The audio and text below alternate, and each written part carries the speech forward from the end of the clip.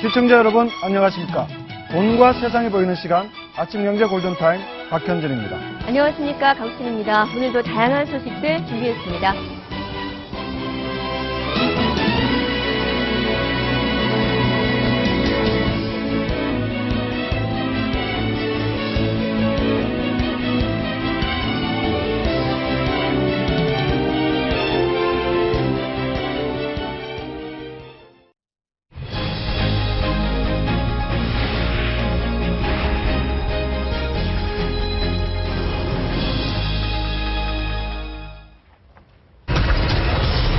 네, 억소리 나는 마케팅.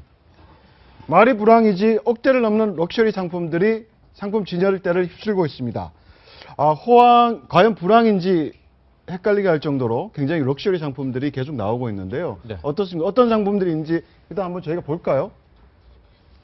네, 저희가 그림으로 한번 네. 준비를 해봤는데요. 스위스의 명품 시계 로저 머머라는 시계는 가격이 5억이라고 합니다. 스웨덴의 명품 침대 비비 머머는 약 1억 6,800만 원, 그리고 S전자의 88인치 TV는 9,500만 원. 약 1억 원이죠. 그렇죠. 네. 그리고 2009년산 프랑스 와인 조르주루미의 머머머머는 약 한 병에 약 3,050만 원. 정말 억소리 나는 가격인데요. 저게 전시용이 아니고 실제 판매되는 거죠? 저게 왜 의미를 갖고 오늘 네. 보도를 하냐면은 우리 국내 백화점들의 판매 전략이 어느 정도 이제 수정을 가하는 큰 계기가 됐다라는 상징성 때문에 뽑게 된 건데요. 네. 올해 4월하고 5월 뭐 단군 일의 최대 파격 세일을 했습니다. 모든 백화점들이. 네. 뭐 최대 80%까지 세일을 했는데 전혀 성공적이지 못했습니다. 뭐 매출 신장률이 채 3%도 되지 않았는데 어쨌든 그것이 앞으로의 백화점에 나아갈 길들을 좀 보여주지 않나. 즉 뭐냐면 이제 어느 정도 중산층과 많은 사람들이 백화점을 일반적인 매출 상품을 파는 곳의 장소로 이제 파악하지 않는다는 것이 좀 증명이 된 것 같거든요. 네. 그래서 아마 이달 말부터 앞으로도 저게 큰 계기가 될 것 같은데 그렇다면 백화점들이 저런 식으로 초고가로 가자. 왜냐하면 초고가 같은 경우에는 판매자의 신뢰도와 브랜드가 굉장히 중요하게 되니까 네. 앞으로 백화점도 저렇게 좀 굉장히 소량 부가가치를 높이는 쪽으로 바꾸자라는 아마 그런 상징성 때문에 저희가 오늘 이 아이템을 뽑은 것 같아요. 저게 팔리기는 팔립니까? 팔린다 안 팔리나 모르겠지만 하나라도 팔려도 이때까지 팔았던 옷들, 의류들 70% 80% 네. 세일하는 것보다도 더 많은 마진을 남길 수 있으니까 네. 하나의 어쩔 수 없는 당위적인 선택이다 이렇게 봐야 네. 되겠죠. 네, 스웨덴 명품 시계는 침대는 제작에 3개월이 걸린다고 네. 하고 5억 원짜리 시계는 다이아몬드를 촘촘히 박았다고 하는데 일반인들 입장에서 보면 약간의 상대적인 박탈감이라고 해야 될까요? 위화감은 느껴지는 것 같긴 생길 것 해요. 같아요. 예. 저 정도 되면은요, 위화감은 느낄 수준이 아니니까 전혀 없죠. 저 정도 너무 레벨이 틀려버리니까. 근데 저는 하나 이상한 게, 시계는 5억이 아니라 50억도 가능할 것 같아요. 왜냐면 다이아몬드 큰 거 박으면 그 가격 안 나오겠습니까? 5억 나오겠죠.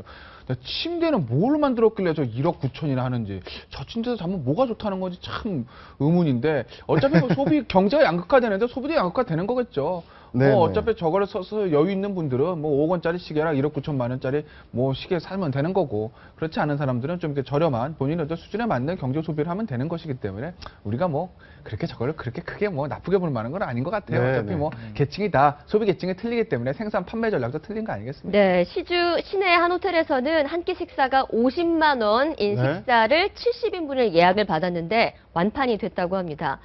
호텔 관계자의 말을 한번 직접 들어볼까요? 지난주에 일단 100% 프로부킹 됐고요. 70석.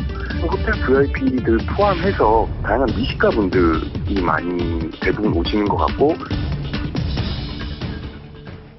네. 네, 저게 바로 미슐랭 가이드 별 3개짜리 3개짜리입니다. 셰프들이 와서 예. 만든 요리죠. 예. 뭐 최고 50만 원, 한 끼에 50만 원이 예. 되는데 근데 아마 완판이 이례적인 것 됐다고 같아요. 방금 그러는데요? 말했지만 그 미슐랭 가이드에 그 셰프가 왔기 때문에 팔린 거였었고 네. 이제 저게 하나 특징적으로 나왔는데 지금 오늘 소개된 아이템들을 소비의 양극화다, 뭐 빈익분 부익부다 이렇게 바라볼 수도 있겠지만 제가 앞서도 계속 말씀드리지만 최근 백화점들이 왜 면세점에 막 그렇게 사활을 걸겠습니까? 이제 백화점이라는 그 판매 채널이 거의 소멸할 수밖에 없는 위기에 나왔거든요. 거기에 따른 하나의 고육지책으로서 자신들도 이제 극한으로 가고 있다 이렇게 봐야 되겠죠. 결국 비빌 언덕이 이제 고소득층밖에 없다. 없다. 이렇게 봐도 되는 겁니다. 그렇죠. 백화점들의 네. 선택은 그거밖에 없다. 근데 이렇게 되면 거기에 따른 결국 또 소비 침체랑 또 이어질 수도 있는 그렇진 거 않죠. 아닙니까? 채널은 절로 네. 가지만 일반 대중들은 지금 거의 뭐 뭐 G땡땡 마켓 같은 오픈 마켓을 통해서 배달을 하고 어떤 또 다른 많은 채널들이 있거든요. 할인 시장도 있고 아울렛도 있고 그렇게 채널에 다각화라는 측면에서 바라보면 더 오히려 적하지 않나 이렇게 보여집니다. 네, 다음 주제 이어가겠습니다. 네, 자동차 싸게 팝니다. 뭐 시청자들이 좀 솔깃한 얘기인데요. 5월은 가정의 달이자 자동차의 달이기도 합니다. 국산차는 물론이고 수입차 업체들까지 이번 달에 사활을 건 전투에 나섰어요. 뭐 어떤 지금 프로모션들이 진행되고 있습니까? 지금 현대차, 기아차가 가장 공격적으로 하고 있죠. 뭐 네. 차종에 따라서는 다르지만은 이제 무려 36개월 무이자라는 파격적인 혜택을 나오고 있고요. 그렇게 되자 이제 수입차들도 이 소위 말하는 할부 이자율을 뚝 떨어뜨려서 2%대 할부 이 이자율을 지금 제시를 하고 있습니다. 거기에다가 뭐 SM5 같은 경우에도 지금 뭐 캠핑비 지원 이런 어떤 지원 양식으로 이제 현금 지원을 하기도 네. 있고요. 전 차종, 전 브랜드들이 지금 5월을 맞이해서 아주 격정적인 마케팅 전쟁에 들어가고 있습니다. 네, 현대자동차 1997년 외환 위기 때도 12개월 무이자 할부만 그렇죠. 했다고 하는데 네. 지금 36개월 할부는 굉장히 파격적인 그런 대책이 아닌가 싶은데요. 외환위기 이후 처음이죠. 그렇죠. 최초일 네. 겁니다. 36개월은 처음 봤어요. 처음이에요. 네, 최초죠. 처음 봤어요. 네. 네, 일각에서는 실적이 안 좋아진 현대캐피털을 지원하기 위한 어떤 수도 있다라는 얘기도 있던데요. 현대캐피털 사장이 정태용 사장인데 정몽구 회장의 이제 사위입니다. 네. 사위였고 요번에 이제 왜 그런 얘기가 나오나 봤더니 어쨌든 무이자를 주면 캐피탈은 그 이자 비용을 누군가 내야 될 거 아닙니까? 근데 보통 이런 식으로 무이자가 나오면은 캐피탈이 반, 자동차 회사가 반을 내는데 아마 이번 현대차 기아차의 프로모션은 이제 자동차 회사에서 전액 다 이자 비용을 부담을 한다고 합니다. 그래서 아마 좀 현대캐피탈에게 좀 길을 살려주려는 차원이 아니냐 뭐 이런 지적도 있는데 그 근원을 좀 보면은요. 이 현대차 기아차의 점유율이 그동안에 70%를 늘 지켜왔습니다. 네. 그러니까 시중에 국내 돌아다니는 10대 중에 7대들은 현대차 아니면 기아차였는데 이게 작년 말에 깨졌습니다. 그래서 이제 60%대로 내려왔고 지금 이런 추세라면은 50% 벽도 멀지 않았다. 그러니까 네. 현대기아차에서 36개월 무이자라는 걸 내세운 것도 결국은 60% 선은 지켜야 되지 않나. 그러니까 수입차 비중은 계속 높아지고 가파르게. 그렇죠. 국산차 비중이 떨어지다 보니까 예. 어쩔 수 없는 고육지책이다. 그렇게 봐야 뭐 되겠죠. 제살 깎기 뭐 네. 출혈 경쟁이지만 이렇지 않으면 여기서 한번 기싸움이라는 게 그렇지 않습니까? 놓쳐버리면은 끝간데 없이 떨어지니까 뭐 마지막 뭐 승부를 던졌다 이렇게 볼 수 있겠습니다. 네. 저희 이 골든타임 PD가 지난달에 바로 차를 뽑았다고 하는데 네. 지금 굉장히 안타까워서 지금 땅을 치고 있던데요. 자, 소비자들 입장에서 가장 궁금한 거. 그렇다면 내야 할 이자 얼마큼 줄어드는 겁니까? 지금 보면은요, 이 뭐 할부 이자선이 뭐 2%대도 있고 3%대도 있고 하는데 한 4%대라고 가정을 하게 되면은 네. 이번에 이제 논의가 됐던 하이브리드 소나타 같은 경우 예를 좀 들어보겠습니다. 저게 3,210만 원인데 선수금 이제 642만 원을 먼저 지불하고 예. 나머지 한 2,500만 원 이상을 이제 내게 되면 매달 71만 원씩 36개월 무이자를 받아주게 된다는 건데 한 연 100만 원대 4% 이자라고 하면은 네. 소비자가 이자 절감할 수 있게 됩니다. 연 100만 원이면 36개월이면 300만 원 이자가 그 정도. 절감할, 예, 절감할 수 수 있는 있다. 300만 원 싸게 살 수 있다. 네. 굉장히 좀 솔깃한 얘기네요. 그렇습니다. 이제 수입차 비중은 계속 높아지고 있고 그렇다 보니까 수입 중고차, 중고 수입차도 지금 계속 늘고 있다면서 거기 관련돼서 또 사기가 많다고 그러던데 예, 사기 어떻습니까? 얘기는 좀 이따 하고요. 저게 네. 뭐 최초에 이제 수입차 업체들 나왔을 때 한 얘기였는데 BMW나 벤츠 같은 중고차를 누가 가장 잘 팔 수 있는가? 수입했던 그 원자재 팀 아니냐는 얘기가 많이 나왔습니다. 네. 그래서 현재 뭐 BMW도 이 자신이 오리지널 차도 판매하지만 중고차도 같이 판매를 하고 있거든요. 그래서 지금 나오는 걸 보면은 이런 외제차 브랜드들이 중고차 사업까지 하면서 거의 팔고 있는 거의 10%는 중고차를 자사들이 네. 팔고 있다. 뭐 이렇게 나오고 있습니다. 네. 저 수입차 사기가 그러니까 사람들 입장에서 수입차 나 벤츠나 BMW를 타고 싶은데 벤츠나 BMW는 뭐 중고차 타도 괜찮다더라. 차 성능이 좋으니까. 네네. 근데 그냥 사기는 좀 비싸고 누군가가 싸게 내놓은 거 있으면 중고차를 사고 싶다는 욕망들이 항상 있거든요. 그러니까 저게 이제 파는 사람도 그렇고 사는 사람도 그렇고 왜 이제 중고차 시장들 보면은 이제 요새 그거 많이들 있습니다. 공인된 시장들. 네. 거기서 거래를 하면 상관이 없는데 인터넷에서 만나가지고 개인끼리 1대1 거래하는 경우들이 있거든요. 거기서 꼭 사기를 발생하는 케이스를 저를 몇 군데를 봤어요. 그러니까 사시는 분도 그렇고 특히 중고차 사시는 분 같은 경우에는 좀 이렇게 공인된 업체, 그럼 공인된 업체에서 나온 물건들을 사셔야지 인터넷에서 개인끼리 거래하시면 굉장히 낭패를 볼 가능성이 좀 높습니다. 네. 네, 그래서 바로 저런 욕구가 뭉치다 보니까 그럼 어디서 살까? 벤츠 수입한 거기 가서 사자.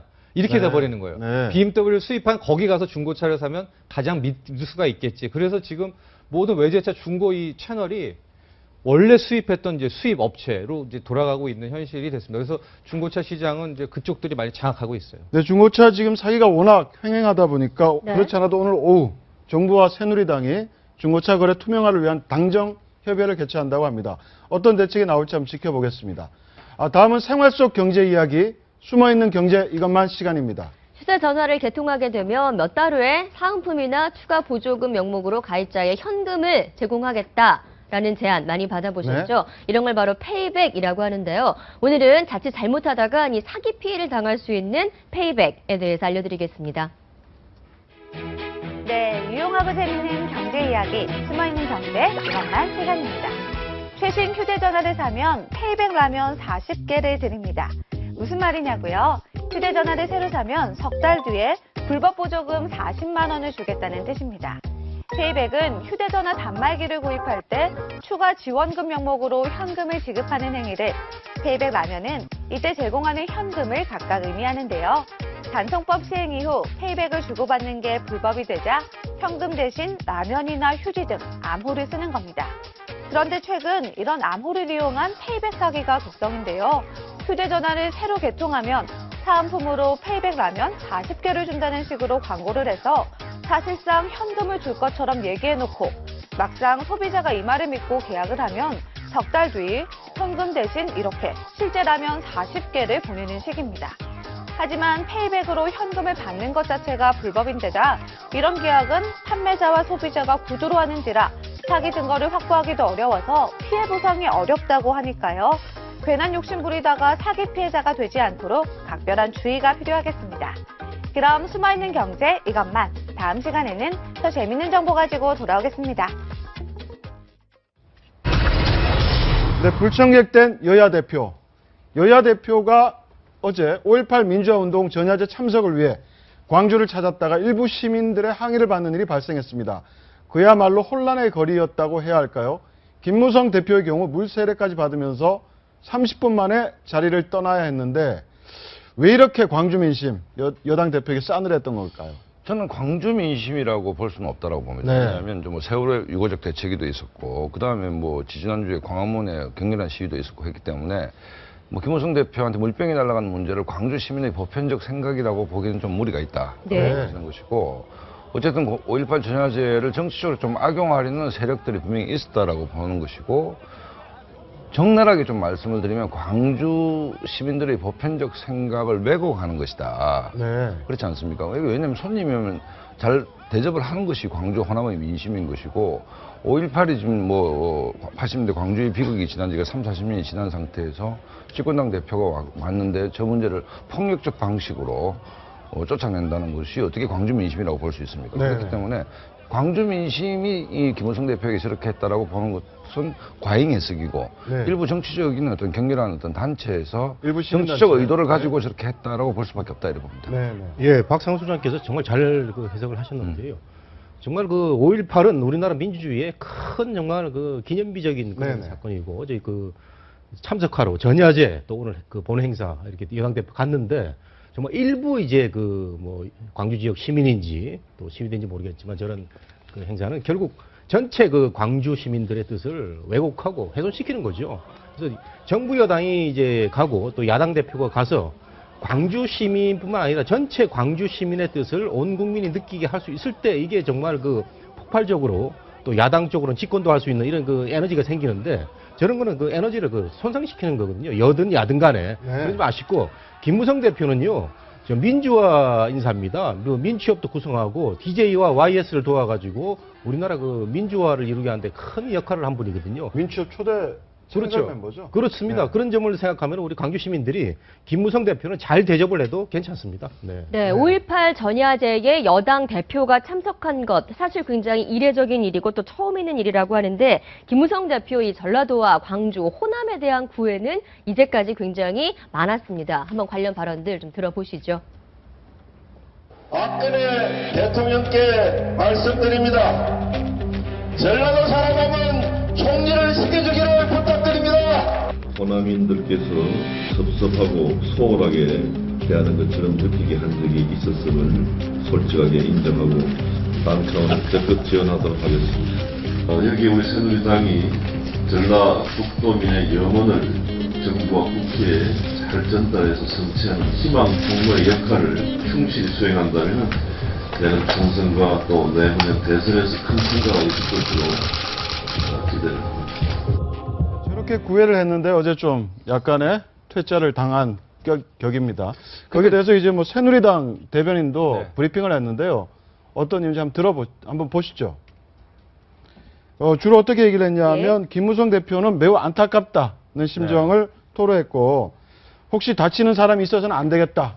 그러니까 행사는 잘 마무리됐으면 좋겠다. 이렇게 답을 했다고 합니다.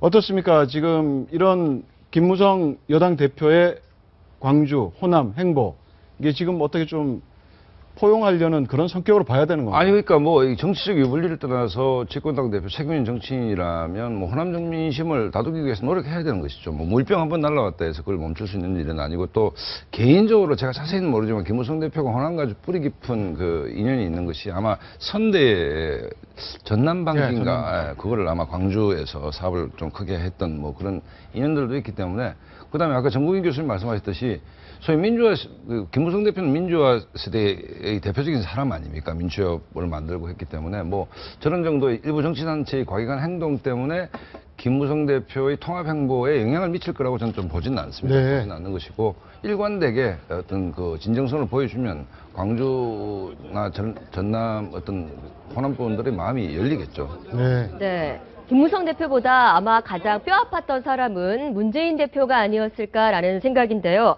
사퇴하라, 호남을 팔아먹지 말라, 문재인 대표 광주에서 이런 얘기를 들었습니다.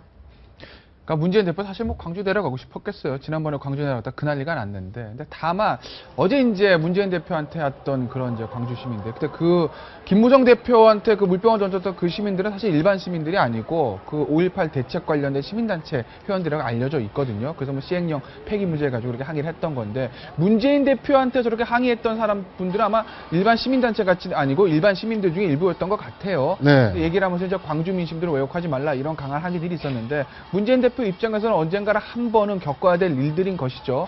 더군다나 문재인 대표 얼마 전에 그 성명서 발표함으로써 비노 세력, 특히 이제 광주를 기반으로 호남 비노 세력한테 전면전 선포하거나 마찬가지 아니겠습니까? 본인의 정면 돌파를 선언을 한 건데 글쎄 오늘 아마 5.18 기념식이기 때문에 큰 충돌은 없을 거라고 보입니다. 네. 다만 오늘 회의 끝나고 박지원 의원을 비롯한 광주 지역 의원들이 본인들끼리 모임을 한다고 했으니 네, 거기서 네. 뭔가 반격의 카드가 나올 가능성도 있는데 문재인 대표가 이걸 어떻게 수습하냐에 따라서 문재인 대표 앞으로 총선, 대선까지 행보가 어떻게 될지 한번 그 전환점이 되지 않을까 그렇게 보이네요. 예, 문재인 대표 어제 그 행사에서는 뭐 그렇게 큰 거부감은 없었던 것 네. 같아요. 뭐 일부 언론에는 뭐 X자 정도로 그 퍼포먼스가 있었던 것 같은데 그러면 사전에 조율이 상당히 잘 된 것 같고 네. 강기정 의원 같은 그 광주 지역 의원이 옆에서 그 전남대 삼민투 위원장 출신이거든요. 그래서 그런 사전 조율이 잘 된 가운데 잘 진행이 된 것 같고 김무성 대표 같은 게 좀 약간 그런 게 임을 위한 행진곡, 님을 위한 행진곡. 네. 이거 저 보훈처에서 부르지 말라고 국가에서 그 기본을 정했는데도 김무성 대표가 이거 하겠다고 해서 이렇게 의지를 보여주고 있는데 저런 물세례 같은 거는 좀 본인은 굉장히 섭섭했을 수도 있었다 이런 생각이 네, 듭니다. 교수님께서 얘기하셨지만 이제 오전 10시에 열리는 5.18 네. 민주화운동 기념식에서 과연 임을 위한 행진곡 행진곡. 같이 재창을 할 거냐 이것도 지금 굉장히 관심사죠. 어떻게 이게 보면. 진짜 전 우리 저 박근혜 정부가 좀 쓸데없는 논란을 일으키고 있다는 네. 것이 일단 이제 국민정서법상 보면 일단 민주화 세대를 통과한 뭐 저희들 같은 세대 후배들 선배들은 임을 위한 행진곡은 그냥 입에 익은 아마 수천 번 수만 번도 더 불렀던 노래들이고 그 시절에 뭐 대학을 다녔건 학교를 다녔던 학생들 출신 같으면 저 노래 모르는 사람이 누가 있겠습니까? 네. 또 하나는 뭔가 하면 2010년도 국회에서 공식 기념곡으로 지정이 됐죠, 사실은. 네. 지정이 됐는데 국회 통과한 얘기를 국가보훈처가 굳이 맡고 있는 이유를 저로서는 좀 이해가 잘 안 가고 또 뭐 북한 영화에 이게 뭐 배경곡으로 쓰였다 그랬는데 그럼 북한 뭐 애국가를 북한 만약에 영화의 배경곡으로 쓰면 우리는 애국가도 못 부르는 겁니까? 뭐 그건 너무 엉색한 얘기고 그렇기 때문에 좀 논란을 뭐 사서 만든다는 느낌을 좀 지울 수 없고 그다음에 국민 정서에 있으면 우리가 예를 들어 프랑스 국가 라마르세유 보면 그 가사 내용이 얼마나 과격합니까? 그 프랑스 혁명을 바탕으로 하는 거 아닙니까? 네, 네. 그렇기 때문에 이 문제는 국가보훈처나 현 정부가 좀 더 대승적이면서도 국민 정서에 좀 맞게끔 할 필요가 있다고 봅니다. 근데 저는 뭐 저 학창 시절에 저걸 많이 부르면서 참 그 우리 짠한 노래죠. 저 가사도 얼마나 그 뭐 사랑도 명예도 이렇게 가는데 정말 그 좋은 곡이 훌륭한 곡인데 근데 일부 이제 보수 지지층에서는 공식 지정곡으로서 그 공식 그 기념식에서 부를 수 있느냐에 대해서는 약간 의견이 있는 것 같아요. 그래서 네. 보훈처도 이제 아직은 그 채택을 안 하고 있고. 재창이 아니고 합창을 한다. 그렇죠. 오늘 그 뭐 그 그렇죠. 합창으로 해가지고 네. 합창단이 부를 때 뭐 이렇게 같이 하는 건 좋은데 재창은 안 된다는 건데 이것도 슬기롭게 우리 박 소장 말씀하신 대로 슬기롭게 한번 지혜를 모아야 될 것 같아요. 아니 네. 그러니까 이제 우리가 산업화, 민주화, 너무 선진화 이렇게 하는데 뭐 5.18 광주의 비극이라는 것이 민주화 어떤 그 핵심 아닙니까? 네네. 그렇다고 본다면 굳이 그 단체들과 그 연대를 거쳤던 많은 사람들의 정서의 한가운데 쌓인 노래를 뭐 합창은 되고 재창은 안 되고 뭐 이런 옹색한 논리로 좀 이렇게 하지 말라는 거 뭘 노래를 못 부르게 합니까? 참 그건 이해가 잘 안 갑니다. 이 임을 위한 행진곡 지난 15일에 이희호 여사가 김대중 전 대통령의 5.18 민주묘지를 찾았을 때 방명록에다가 임을 위한 행진곡이라고 적었다고 하죠. 보시면 5.18을 상징하는 노래인 임을 위한 행진곡이 기념곡으로 지정돼 재창되길 바라는 마음을 담았다라고 이야기를 했습니다. 네. 이희호 여사와 관련해서 또 한 가지, 자, 지난 12일에 DJ 뮤소를 찾았던 새정치민주연합의 여성 의원들이 같이 좀 밥을 먹자 그랬는데 앞으로 정치인들과의 식사는 절대 없다라고 선언을 했다고 하는데 어떤 얘기입니까? 그러니까 지금 이제 이제 동교동계 분들이라든지 이호 여사가 연세가 9순이 넘으셨잖아요. 네네. 그 정도 불편하신데 자기들 정치적 갈등이 있을 때마다 마치 뭐 이호 여사님의 말씀 한마디를 듣고 이걸 자기 중심으로 해석을 해가지고 네. 정치적 논란의 한가운데 우리 언론을 좀 끼워 넣잖아요, 자꾸. 이건 아주 좀 어떻게 보면 비열한 짓이다. 그러니까 김대중 전 대통령의 부인이시고 또 우리 여성계의 큰 어른이신데 좀 편안하게 나라의 어른으로 좀 계시도록 이렇게 우리가 배려를 해야 되는데 야당 내 분란이 있을 때마다 이호 여사 찾아가가지고 한 말씀 듣고 이호 여사께서 이렇게 말씀하셨기 때문에 내 말이 맞습니다 하는 것은 정말 참 구상유치한 그거죠. 그렇기 네. 때문에 이호 여사를 좀 편안하게 두시면 된다라고 생각합니다. 저는 의견이 좀 다른데요. 네. 저 논란은 이호 여사가 자초한 측면이 있습니다.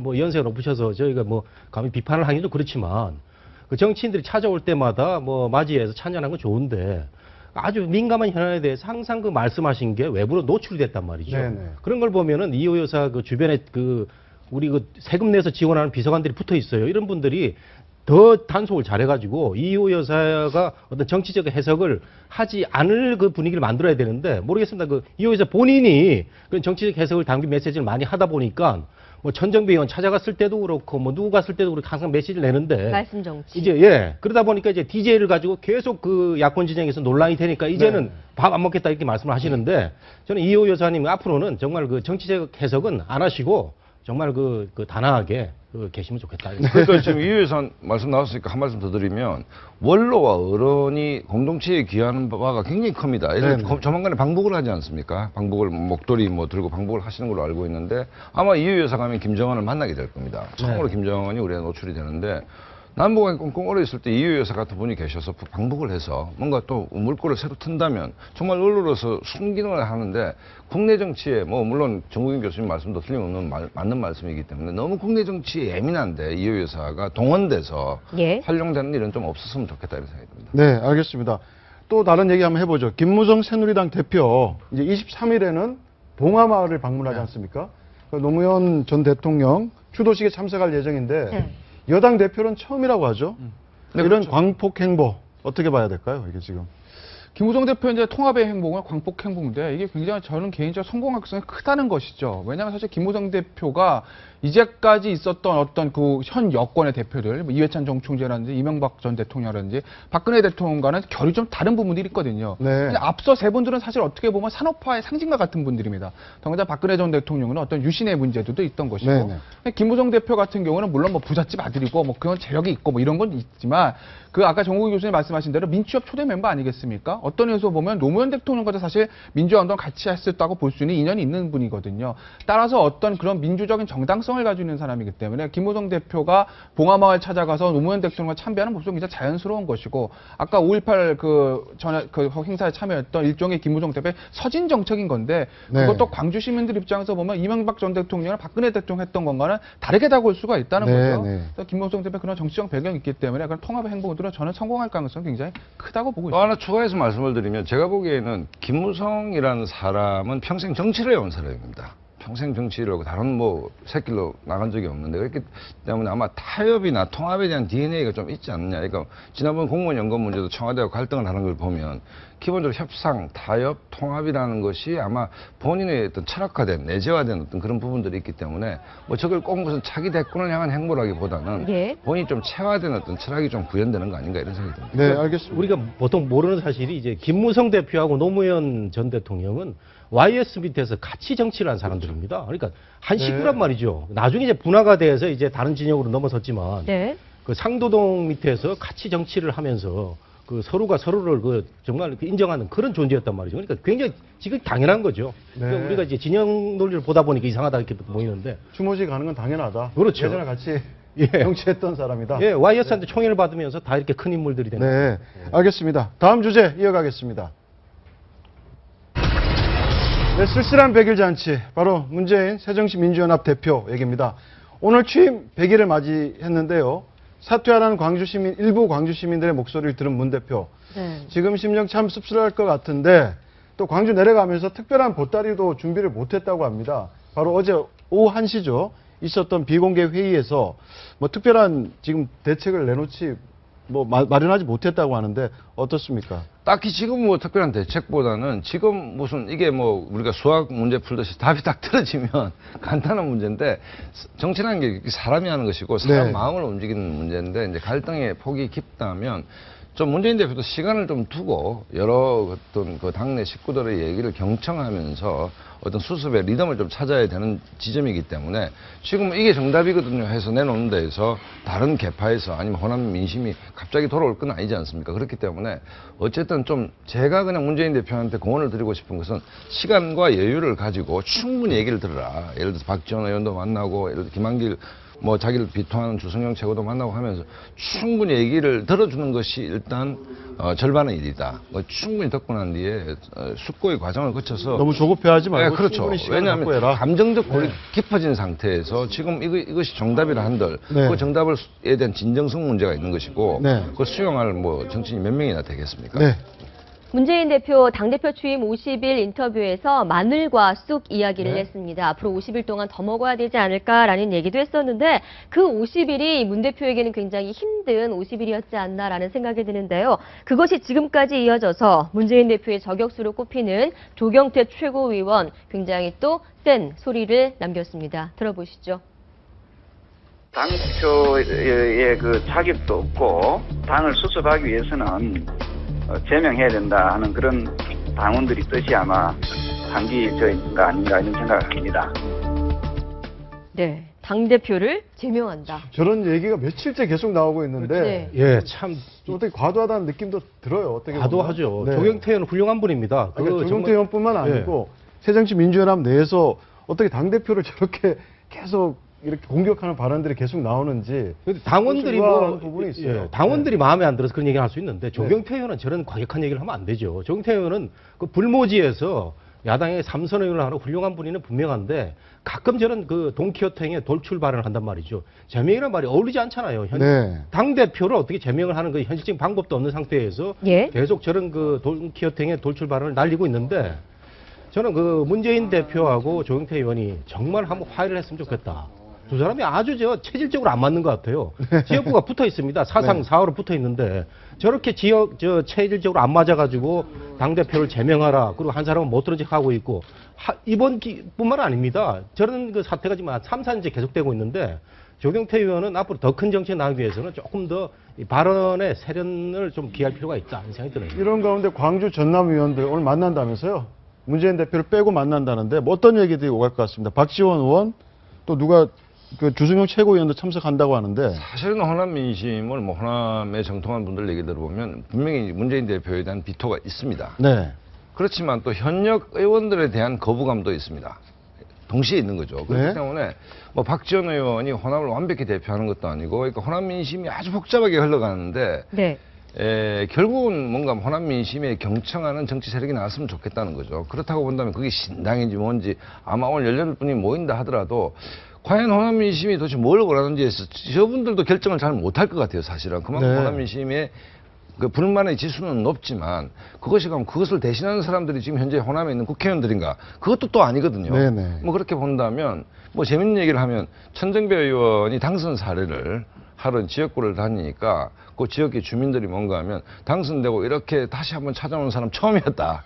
네. 그 얘기는 거꾸로 지금까지 호남에서 배지 달면 그거 안 했다는 얘기잖아요. 당연히 해야 될 네네. 일을. 네. 그만큼 호남의 민심이 문재인 대표에 대해서도 우호적이지 않지만 지금 호남에 있는 국회의원들한테 그러면 굉장히 우호적인가? 별로 그래 보이지도 않는다. 역시 들끓고 있는 호남 민심을 대체할 만한 새로운 세력, 새로운 지도자가 부재하고 있는 상황이 아닌가 이렇게 봅니다. 네, 네. 들끓고 있는 호남 민심을 보여주는 한 가지 여론조사라고 해야 할까요? 자, 지난 17일에 시사저널과 리얼미터라는 여론조사 기관에서 한 그 여론조사 결과 한번 보시죠. 네. 바로 칩거에 들어간 정계 은퇴를 스스로 선언했던 손 전 고문이 1위로 나왔습니다. 네, 광주 전남 대상으로 한 거죠. 광주 전남의 차기 대선 주자 지지도 1위를 차지했습니다. 예. 이게 참 근데 저런 재미난 현상인데. 저런 여론조사가 느닷없이 왜 행해졌는지 잘 모르겠는데요. 네네. 물론 그 손학규 그 전 지사 그 토굴에 지금 많은 지지자를 몰려가가지고 정계 복귀를 뭐 염원하는 듯한 그 모습이 많이 지금 언론에 노출되고 있어서 그 여론조사 해본 것 같은데 그 매우 높습니다. 지금 뭐 거의 그 탑인데. 그 비노 네. 진영에서 어떻게 좀 대항마로 지금 손학규 전 의원을 지금 생각하고 있는 거 아닙니까? 저 여론조사 결과가 보여주는 건 뭐 하나죠. 뭐 손학규 고문 1등이다 안철수 뭐 의원의 2등, 3등 이것도 중요하지만 결국 호남 민심에 바라는 건 정권 교체거든요. 누가 본선에 나가서 새누리당을 꺾을 수 있냐 이게 호남 민심에 원하는 겁니다. 근데 결국 지금 문재인 대표가 호남을 그 야권의 대표해가지고 본선 나가서는 지금 김무성 대표나 뭐 총선 대선에서는 뭐 쉽지 않다고 지금 보는 것이 호남의 민심이기 때문에 그렇다고 보면 본선에 나갔을 때 중도로 외연을 확장할 수 있는 손학규 고문이 결국은 새누리당의 대항마로는 적절하지 않겠느냐는 어떤 건 호남 민심이 반영된 거 아니겠나 싶습니다. 저는요, 그 조서를 보니까 유선 전화로 돼 있어요. 그래서 네. 그 네. 노년층이 그 의견이 많이 반영된 것 같아서 네. 상대적으로 젊은 층이 받고 있는 문재인 대표가 적게 나올 수도 있다 이런 그 관측도 보이고 그 다음에 오늘 뭐 보니까 또 다른 여론조사에서는 호남 지역 유권자를 대상으로 했는데 또 반기문 총장이 또 잘 나왔다 이런 여론조사도 있거든요. 네. 뭐 하여튼 저런 조사도 이런 조사도 있는데 저는 한국 정치의 격을 위해 당위성에서 말씀드리는데. 손학규 전 지사 상임 고문이 그 복귀하는 게 과연 한국 정치 발전을 위해서 좋으냐? 저는 정치의 격, 나라의 격을 위해서는 맞지 않는 방향이라고 봅니다. 이분이 한번 탈당을 해서도 좀 많은 유권자들 실망시켰고 또 한번 정치 은퇴라는 이건 국민과 약속이거든요. 네. 국회의원이 공약 내거는 만큼 정치인들의 약속이 중요한데 그것도 큰 정치 지도자가 정계 은퇴를 해놓고 또 이렇게 돌아온다면은 만일에 과연 국민들이 어떻게 그 정치 지도자의 말을 신뢰를 할까? 우리나라 사람들은 계속 정치인들의 말을 그 믿고 속고 하는 과정이 계속될 것인지. 근데 본인은 고사하는데 저렇게 계속 아니, 토굴로 그러니까. 찾아오고 계속 이렇게 추대하려고 하고 하면 본인도 마음이 흔들릴 수밖에 없는 거 일단 아닙니까? 손 전 그렇죠. 대표 측에서는 손 대표의 의지와는 전혀 상관없는 일이다라고 네. 선을 긋고 있긴 해요. 그러니까 이제 나무가지가 흔들리는 것은 바람이 불기 때문 아닙니까? 뭐 본인 스스로 흔들지는 못하는 거 아닙니까? 근데 어쨌든 좀 묘하다 싶은 게 이제 강진애가 계시잖아요. 네네. 강진 다산초당에 있는 거 아닙니까? 다산의 유배지입니다. 네. 그러니까 이게 그 정국희 교수님 말씀하셨던 정계 은퇴인지 자발적 유배인지가 일단 조금 헷갈리는 부분이 있다라는 거고 그 다음에 평생 정치를 하셨는데 어쨌든 바람은 불고 있다. 네. 그래서 가지가 흔들리고 있다. 뭐 이 정도로 봐줘야 되는데 저는 뭐 당위론적 측면에서 정국희 교수님 말씀이 전적으로 동의합니다. 우리가 문재인 대표도 마찬가지고 미국 같으면 대권으로 한번 실패하면 정계를 은퇴하는 게 맞는데 우리는 재수 삼수가 마치 우리 대학 입시가 그래서 그런지 모르겠지만 뭐 재수는 필수고 뭐 재수는 기본이고 삼수는 필수다 뭐 이런 얘기 때문에 그런지 모르겠지만 뭐 정치 발전을 위해서는 한번 리타이어하면 안 돌아오는 게 맞지만 아직 뭐 한국 사회에서 또 특히 이제 이 비노 진영에서 수장이 없다 보니까 바람이 점점 세지는 것은 분명하다. 그럼 어떻게 되느냐? 손학규라는 가지도 더 심하게 흔들릴 것이다. 그다음에 정말 정계 은퇴인지 자발적 유배인지는 잘 모르겠다. 뭐 이 정도 말씀드리겠습니다. 네, 알겠습니다. 예, 다음 주제 이어가겠습니다. 네, 반기문 고향 안 가는 까닭은. 예, 반기문 유엔 사무총장이 오늘 약 2년 만에 고국을 방문합니다. 귀향 휴가 이후 거의 2년 만이죠. 그런데 지금 굉장히 미묘한 시기에 네. 한국을 찾는데요. 바로 성완종 게이트에 약간 또 네. 이름이 오르내리고 그래서 오기 싫으실 거예요. 왜냐면 뭐 공식 행사에 있어서 오시는 건데 네. 기자들이 그 공식 행사 관심 있겠습니까? 어디서 축사 모인지 관심 없거든요. 다 아마 성한종 게이트와 관련돼서 성한종 회장과 인연에 대해서 물을 겁니다.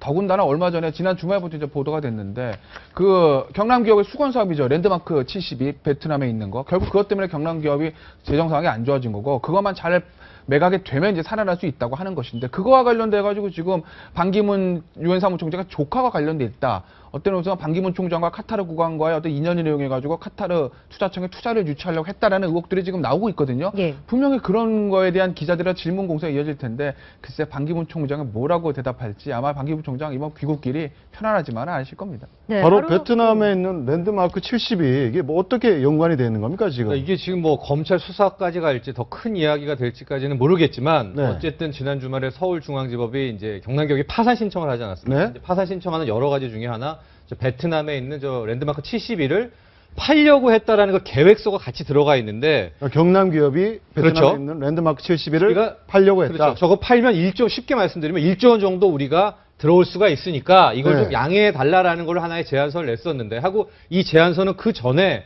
경남기업이 워크아웃을 신청할 때도 마찬가지로 이 랜드마크 72는 무조건 팔린다. 카타르 투자청에서 살 것이다라는 이제 얘기들을 넣었습니다. 자료들이. 근데 어제 지난 주말에 나온 얘기에 따르면은 이 공문서들이 위조됐을 가능성이 있다. 그래서 이제 사태 사택을 파악해 보니까 바로 이제 반기문 총장의 동생이죠. 반기상 씨. 반기상 씨 아들인 반주현 씨.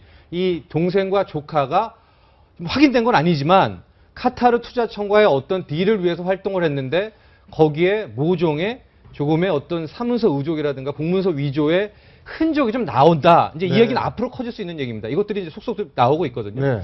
그래서 좀 검찰 뭐 더 파악해 봤더니 왜 카타르인가 봤더니 이제 반기문 총장이 뭐 세계 돌아다닐 거 아닙니까? 근데 카타르 국왕도 만나고 이랬는데 참으로 기가 막히게도 이 반기상 씨가 또 반주현 씨가 반기문 총장과 카타르 국왕이 만드는 날짜 그런 것들을 보고해서 경남기업 내부에 또 자료로도 쌓아놨더라. 아, 네. 그렇다면 유엔 총장의 일정을 어떻게 파악을 했었지? 이거 비공개 비공개거든요. 일정이죠. 예, 테러 네. 위험 이런 것 때문에. 그런 것들도 그렇고.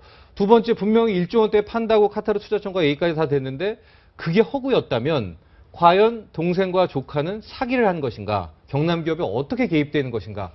그러니까 이게 이제 단순히 여기까지는 의혹이고 여기에 검찰 수사가 들어갈지 안 들어갈지 모르겠습니다만 어쨌든 카타르 투자청에 팔기로 했던 저 랜드마크 72는 실은 허구였다. 네. 예, 라는 네. 쪽으로 지금 이야기가 잡히고 있는 겁니다. 네, 이 카타르 투자청의 투자 의향서를 경남기업에 전달한 인물이 바로 반주현 씨, 말씀하셨듯이 반주현 씨로 알려지고 있는데 반주현 씨는 반기상 전 경남기업 고문의 아들인 아들이죠. 거죠. 네. 즉 반기문 유엔 사무총장의 조카가 조카. 되는 겁니다. 네. 저희가 반기상, 즉 반기문 총장의 동생의 인터뷰를 직접 들어봤습니다.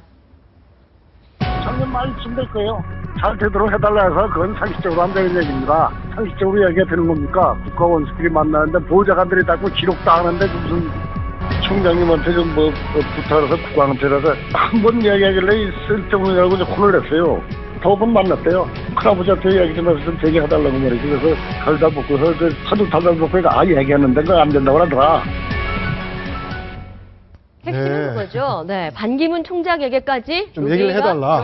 가 했겠죠, 분명히. 형한테. 여기 보면 멘트를 보면 얘기했는데 안 된다 그러더라고 혼을 냈다. 혼났다. 예. 눌러댔다. 불러댔다. 네. 1조 원대 빌딩을 살 사람이 별로 없습니다. 전 세계에요. 네. 1조 원대 빌딩을 살 사람은 거의 중동 쪽 왕자들밖에 없으니까 아마도 카타르 국왕 쪽을 타겟으로 잡고 이 반기상 씨 동생과 조카가 활동을 한 것 같은데 지금 과연 로비가 어느 선까지 들어갔고 정말 반기문 총장이 물론 이런 지하에 거절하셨겠지만 혹시나 어떤 있었는지 없었는지 뭐 여기까지 의혹 일단 이름이 오르는 저런 의혹의 안 좋죠. 이름이 오르는 것 자체를 굉장히 불쾌하실 그, 것 같아요. 네. 반주현 씨가 언론 인터뷰한 거 보면 네. 일단 뭐 위조 얘기는 나는 피해자다가 아니라는 거고 네. 본인 얘기입니다. 본인 얘기 이렇습니다. 아까 반기상 씨 얘기랑 비슷해요. 아이 우리 아버지가 경남기업 고문인데 경남기업 그 차남에 와서 부탁하더라. 그래서 내가 우리 큰아버지한테 얘기해가지고 잘 해주겠다라고 얘기를 한 건 맞다. 근데 이제 아버지한테 찾아가서 큰아버지한테 얘기 좀 해보세요 그랬더니 아버지가 단칼에 거절하더라. 그래서 혼만 났다 이거거든요. 예. 그러니까 그 반기상 반주현 씨 얘기를 들으면 반기문 총장은 몰랐던 거예요. 네. 근데 아까 정전열 칼럼니스트 지적하신 대로 아니 그러면 카타르 국왕 만나는 거 어떻게 알았을까?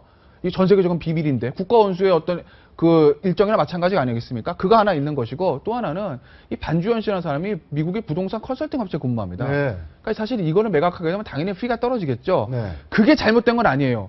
그 에이전트가 어쨌든 간에 딜을 성공시키기 위해서 본인의 어떤 모든 인맥들을 동원한 건 너무나 당연한 건데 문제는 지금 반기문 총장이라는 겁니다. 우리 대통령 같은 경우에 가장 국민들이 싫어하고 걱정하는 게 그 친인척 비리 아니겠습니까? 근데 반기문 총장이 지금 뭐 대권 뭐 출마하시는 것도 아니지만 유엔 사무총장 있을 때도 그 일가 친척들이 반기문 총장의 어떤 지위를 이용해가지고 뭔가 딜을 성사시키려고 했다. 예. 근데 만약에 반기문 총장이 정말 만약에 대권 나오신다고 하게 되면 그럼 친인척 관리 어떻게 할 것인가라는 그런 문제들이 생길 수밖에 없어요. 왜냐하면 네. 박근혜 대통령도 후보 시절에 만사올통 이런 얘기도 있지 않았습니까? 네. 그러니까 이거 굉장히 중요한 부분이란 말이죠. 그러니까 반기문 총장 이런 부분들 지금 만약에 혹시 정말 정치하실 생각 있으시면 이거 아마 그냥 정리 안 하시면 굉장히 두고두고 저도 본인의 발목 잡을 수 김태현 있어요. 변호사 말씀에 동감인데요. 그래서 그 방기상 씨가 경남기업 고문을 맡지 않았어야죠. 형이 그 유엔 사무총장이면 세계적인 지도자가 됐으면 다른 그 동생들 가족들은 다 피해를 보면서 살아가야 됩니다. 네. 박정희 대통령이 독재를 하고도 칭송받는 이유가 그 수많은 형제들 다 농사 짓고 힘들게 살았거든요. 그 19년 동안 한 번도 안 봐줬습니다. 그런 점을 생각하면은 저 반기문 총재 제가 좀 개인적으로 아는데 조금 아쉬운 면이 좀 있고 그다음에 네. 성완종 회장이 고인이 됐지만 정말 반기문 마케팅을 해서는 안 되는데 이런 점이 참 참 아쉽습니다. 아쉽습니다. 예. 그런 부분 아쉬운 부분이고요. 이번에 행보를 봤더니 공식 일정만 다녀가는 거고 고향은 안 간다면서요. 예. 네 번 방한했을 때는 고향을 항상 들렀었는데. 갔었는데. 그렇죠. 안 가고요. 그 모디 총리는 만난다고 그럽니다. 지금 인도에 나렌드라 네. 모디 총리가 오지 않았습니까? 네. 그러니까 모디 총리 정도가 만나고서 아마 귀국을 하게 될 것 같은데 이야기는 이제 더 이상 확대될지 안 될지는 모르겠습니다. 근데 어쨌든 뭐 카타르 투자 청구하에 했던 투자 의향서 자체가 허위였다는 얘기는 일단 나왔고 예. 서울중앙지법에서 이제 파산 신청 관련해서 카타르 투자청은 인수 의향이 없다라고 확인해 줬기 때문에 글쎄요, 이게 더 이야기가 더 커질지 안 커질지는 앞으로 좀 지켜봐야 될 것 같습니다. 근데 어떻습니까? 저도 뭐 뉴욕 특파원을 했었고 반 총장에게 여러 차례 여쭤봐도 정치엔 전혀 관심이 없다 얘기를 했는데 과연 반기문 총장의 대망론 이건 이제 사실상 물을 건너가는 건가요? 아니, 앞으로 가능성이 남아 있는 겁니까? 두 가지로 봐야 되는데 이제 반기문 총장 본인이야 뭐 이 와중에 국내 정치를 고민하고 있지는 않을 겁니다. 네네. 않을 것이고 뭐 한때 뭐 여론조사 압도적 1위를 올랐을 때 기분이 나쁘지는 않았겠죠. 하지만 유엔 총장의 임기가 남아 있는 상태에서 국내 대권, 국내 정치를 본다. 그건 좀 많이 나갔다는 생각이 들고 거꾸로 바람이 어디서 불어오느냐. 범야권이든 아니면 친박이든 자기 세력에서 내세울 카드가 없는 진영에서 반기문 카드를 계속 만질 수밖에 없죠. 네네. 왜냐하면 유엔 사무총장이라는 건 세계적인 지도자고 또 남북관계라는 상수가 항상 있지 않습니까? 그런 상황에서 어떤 정세가 변한다고 봤을 때는 반기문 대망론은 항상 살아있는 것이다. 네. 다만 이제 본인이 할 건지 말 건지는 또 전혀 다른 얘기죠. 예. 네, 초등학교 알겠습니다. 고문에게 불던 그 바람이 바로 반기문 총장에게도 불고 있는 거죠. 네, 다음 주제 보겠습니다. 쥐 트라우마 때문에 지금 아침들 다들 드셨을 시간인가요? 좀 엽기적인 얘기인데요. 자, 초등학생들 앞에 생활 지도사가 햄스터를 삼키는 엽기적인 사건이 일어났습니다. 정말 외신이 아니라 우리나라에서 일어난 일인데 김태현 변호사가 어떤 사건인지 자세하게 먼저 설명해 주시겠습니다. 예, 시청자 여러분들 아마 80년대 초반에 인기리에 반영되던 미국 드라마 V라는 드라마 기억하실 겁니다. 그 드라마에 보면요. 외계인 총사령관인 다이애나라는 여자가 쥐를 먹는 장면이 나옵니다. 지금 화면에 나오고 있죠. 저도 어릴 때 사실 저 장면 보고 굉장히 놀랐는데요. 영화 속에만 있을 법한 저런 얘기가 실제 생활에서도 일어났습니다. 얼마 전 5월 11일 날 있었던 일입니다. 정읍에 있는 산촌유학센터입니다. 산촌유학센터라는 것은요. 도시 아이들이 시골 생활을 하기 위해서 지내는 기숙사 같은 곳인데요. 그곳에 있었던 생활지도사 유모 씨가 초등학생들과 7살 학생들이 보는 앞에서 쥐, 즉 햄스터를 꿀꺽 해버린 겁니다. 본인 얘기는 이렇습니다. 내가 어릴 때 쥐에 대한 트라우마가 있었다. 그리고 아이들이 가져온 이 햄스터가 너무나 그 주변을 어지럽히기 때문에 내가 아이들 훈계 차원에서 우발적으로 이렇게 했다라고 얘기를 하고 있습니다. 정말 말이 되지 않는 변명이지요. 더군다나 더 문제는 이 유학센터 교사들이 아이들에게 이 문제에 대한 함구령을 내렸다는 겁니다. 만약에 너희들이 어머니한테 가서 이 얘기를 하게 되면 우리는 다 헤어지게 된다. 그러니까 절대 얘기하지 말아라. 이렇게 신신당부를 했다는 것이죠. 그런데 학생 중에 한 명이 부모님이 얘기를 했고 그래서 이게 밖에 알려지게 된 것이고 경찰이 이 생활지도사를 아동학대 혐의로 수사를 하고 있다는 겁니다. 경찰에서 이 결과 수사 결과 어떻게 낼지 저도 궁금한데요. 제 변호사로서의 개인적인 판단으로는 충분히 아동복지법상 아동학대 혐의가 적용될 수 있다고 봅니다. 지금까지 김태현의 사건 브리핑이었습니다. 네. 네, 김태현 변호사가 잘 짚어주신 것처럼 사건을 은폐하려 한 정황도 포착이 됐기 때문에 더 문제가 되고 있습니다. 해당 유학센터 학생들에게 함구령을 내린 것도 문제가 되고 있죠. 자, 이런 황당 사건이 벌어졌던 해당 교육기관 관계자들의 얘기 한번 직접 들어보시죠. 성질하시고 편식하고 가가지고 그런 모습이 있었어요. 저도 왜 이렇게 모발사를 행동을 하셨는지 잘 모르겠지만 아동 학대죄로 저희도 고생했고 저희는 지금 이제 문을 닫을 수밖에 없는 상황이 발생될 것 같아요. 참 황당한 사건인데요. 네. 해명이 더 황당합니다. 일단 뭐 어릴 때 쥐 트라우마 그건 뭐 어쩔 수 없다고 치지만 그 네. 쥐를 제가 학교에서 걱정되는 잡아오라고 그럴 때마다 저는 그때 굉장히 뭐 저희들도 고통이 있어서 세대인데, 있잖아요. 시작은 세대인데, 그러니까 저는 걱정이 저 생활지도사가 쥐 트라우마 때문에 햄스터를 먹었으면 그걸 본 아이들은 햄스터 트라우마가 안 생기겠습니까? 그러니까요. 그렇죠. 그래서 생명을 경시하는 것이 잘못된 것이라는 것을 가르쳐주기 위해서 삼켰다. 이게 네. 이유가 되나요? 아, 그러니까 지금 저 드라마 기억나십니까? 외화였는데 저도 초등학생 때 봐서 정말 잊혀지지 못할 장면으로 남아있는 장면이거든요. 제가 사건 브리핑 거의 매일 하지 않습니까? 네. 그거 뭐 이제 범인들에 대한 어떤 이제 제가 이런 변명을 한다라고 이제 말씀을 드리는데 이건 제가 말씀드리기가 참 힘들었던 게 저도 이해가 안 돼요. 그러니까 어떤 범죄를 한 사람이 나름대로 뭐 살기 힘들어서 그렇습니다. 뭐 우발적으로 그랬어요. 나름의 어떤 이유는 있는데 그게 이제 법원 검찰에서 받아들이는 않지만 나름의 논리는 있거든요. 근데 저 사람의 저 얘기는 제가 이해가 안 되기 때문에 아까 제가 브리핑하다가 잠깐 당황한 적이 있었어요. 왜냐면 저도 이해가 안 되기 때문에 내가 지금 무슨 말하고 있는 거지? 이렇게 헷갈렸단 말이죠. G 트라우마 때문에 그렇다. 그럼 네. 교수님 말씀하시는 아이들 이거 정신적 충격 엄청나거든요. 그리고 지금 뭐 햄스터가 뭐 아까 자막 나오는 거 보니까 무슨 생명 경시 사상을 아이들한테 가르쳐주기 위했다는 건데 그럼 잡아먹으면 그게 생명경시 아닙니까? 그러니까요. 글쎄, 전 이게 도대체 뭐라고 설명해야 될지. 그래서 저는 정말 충격적인 건 저걸 바로 봤던 네. 초등학교 1학년. 그러니까요. 제가 그거 지금 얼마나 오랫동안 기억에 남겠습니까? 그럼요. 오랫동안 아니고 죽을 때까지 기억이 남겠죠. 그렇죠. 잊지 평생 못하는 잊지 못할 겁니다. 햄스터도 귀여운 면도 있지 않습니까? 네, 네. 애기들이 봤을 때 정서적으로 쥐하고 좀 다르지 않습니까?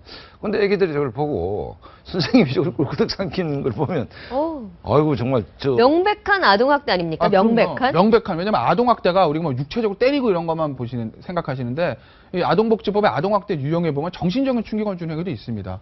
이것만 네. 더 큰 정신적 충격이 어디 있겠어요? 이거 당연히 아동학대로 처벌해야죠. 근데 더 황당한 거는 이걸 이틀 동안 숨겼다는 거 아니에요? 네. 사건 발생 예.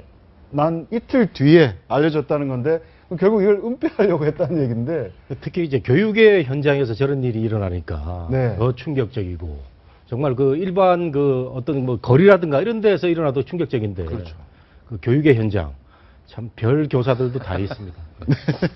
네, 저희가 아까 관련된 화면으로 이제 외화 장면 하나 보여드렸었는데 아침 식사 때도 그렇고 약간 저희도 좀 보여드릴까 하는 생각이 들었는데 시청자들이 어쨌든 이해를 돕기 위해서 그런 좀 과한 장면을 내보낸 점은 좀 사과를 드리도록 하겠습니다. 근데 부모들은 아무래도 저런 정신적인 학대 부분도 예. 신경 쓰겠지만 그런 피해에 대한 위자료까지 청구할 제가 수 있는 부모라면 너무 당연히 할 수 싶을 있죠. 것 같아요. 아, 이거 뭐 당연히 할 수 있죠. 당연히 그 생활지도사, 그다음에 생활지도사의 어떤 그런 불법 행위를 막지 못한 그 산촌 유학센터 장한테 당연히 청구를 할 수 있는 거죠. 당연히 청구할 수 있을 거고 법원에서 당연히 뭐 인용 판결할 때로 문제는 생활지도사가 얼마나 자력이 있느냐. 그 네. 유학센터장이 얼마나 자력이 있느냐. 이것이 문제인 거죠. 아마 당연히 위자료는 청구는 당연히 할 수 있습니다. 알겠습니다. 오늘 말씀 고맙습니다. 감사합니다. 감사합니다.